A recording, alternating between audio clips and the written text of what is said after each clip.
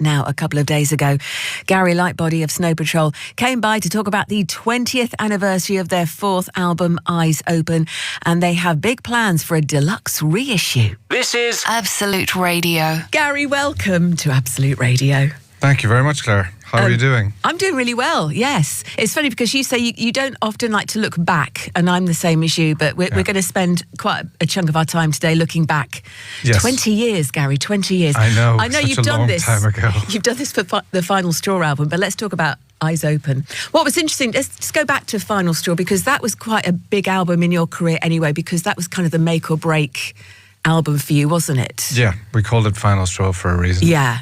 So, and luckily it worked and it was amazing. So then with this album now, 20 years ago, or just beyond 20 years ago, the pressure was on again, wasn't it? Because you'd had this massive success. What was going to come next? Yes, in a funny kind of a way, even though it was our fourth album, it kind of felt like our second, you know, the sophomore record, as they would say in the States. But like, for the first time, like in 10 years, we were used to playing to 20 people a night, or, you know, if we were lucky. And then Final Straw came along and it all changed, and the venues got bigger and the festival slots got, you know, the sun was going down when we were on the stage. We knew that it was for the first time in our career that people were actually maybe waiting for an album. And the good thing about going in, especially to a residential studio, you were in the middle of nowhere essentially, and you kind of just, all you had was each other and the music, and you kind of just get lost in it, which is the best way to do it. So you didn't really, even though the pressure was there, the fact that you were able just to focus on yourselves, you could really sort of let the creativity come without the pressure on your shoulders. Yeah, I think the pressure was before we went in to record, and then once we did, it just fell away.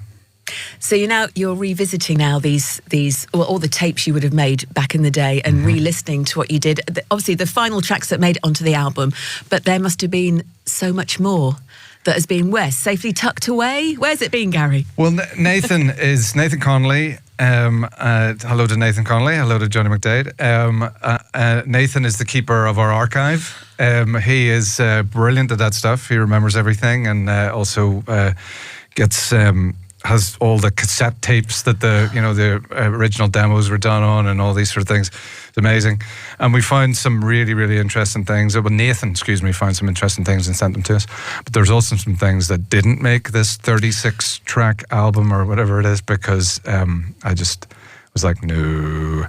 That was going to be one of my questions, Gary. What caused you to go, no, never? There was a very early version of Chasing Cars that had the original chorus lyrics, but the verse lyrics were different. And they're so bad. Not a death metal version or something with heavy guitars. It's not. Oh, I would have been absolutely thrilled. I would have been thrilled to hear that. It'd be brilliant. And that's still in the offing. We could still do that. The early lyrics were bad. So it's funny. Nate sent me an email. He was like, I'm thinking you're going to say no to this, but I'm sending it anyway.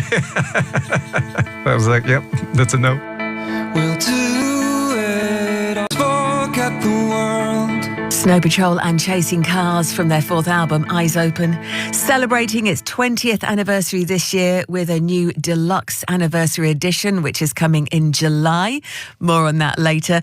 Gary is our guest today. We'll hear more from him. Gary Lightbody is our guest here on Absolute Radio today. Eyes Open, the fourth Snow Patrol album, is 20 years old this year, and there is a deluxe anniversary edition of the album featuring 36 tracks, rare B-sides, and live recordings coming this July. This is Absolute Radio. Can we also talk about Martha Wainwright as well? One of my favourite tracks of yours, Set the Fire to the Third Bar.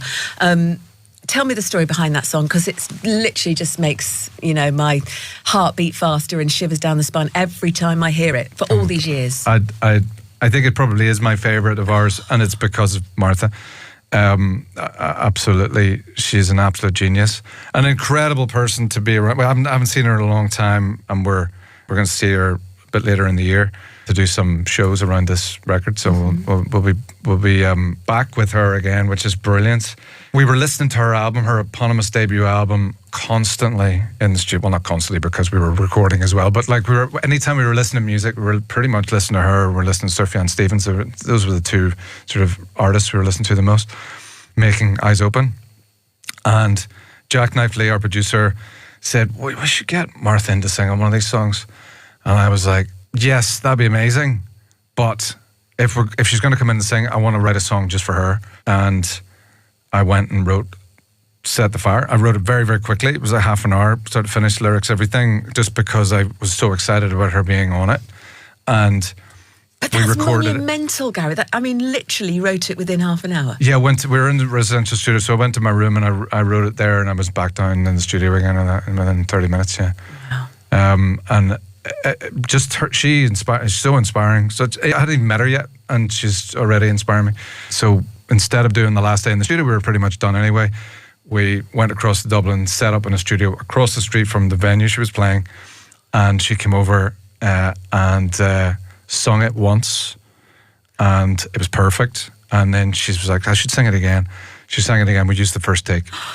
So the first take, the first time she ever sung the song, start to finish, completely live, no edits, that's what's on the record. I've got shivers again. It's the most impressive thing I've ever seen happen in a studio. Were you properly fanboying? I was trying not to. I was fighting every urge to like just be like, just ask her every question in the world. But she is an extraordinary person. Wow. And delighted to hear that she's going to be possibly featuring on some future shows as well.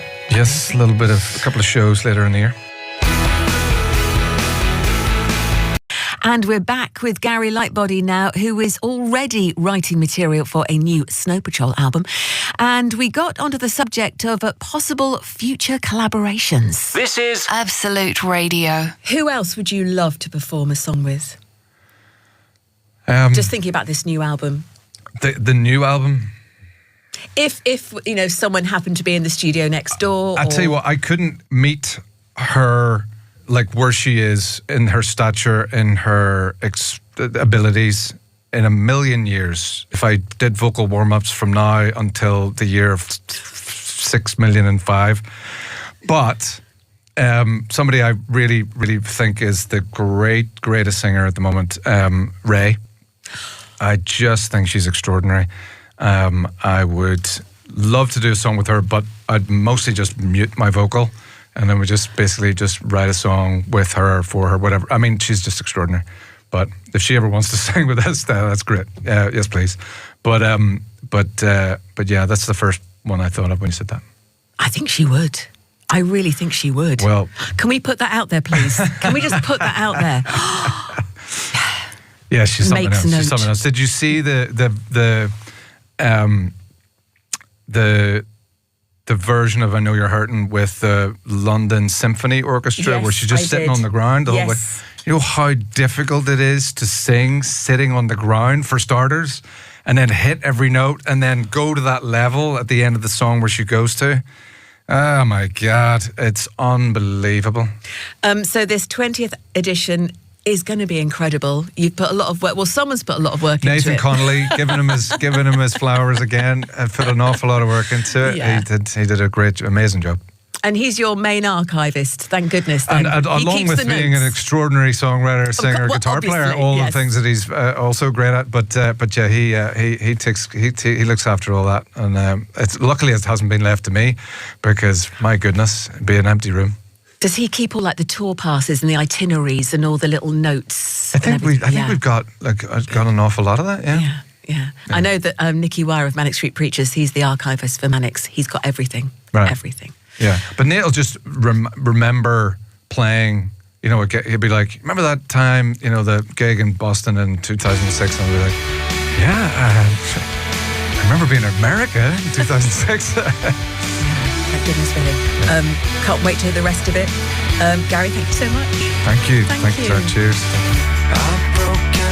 And once again, many thanks to Gary Lightbody, who came in to talk about that 20th anniversary deluxe edition of their fourth album, Eyes Open, which features 36 tracks, rare B-sides, live recordings, and so much more.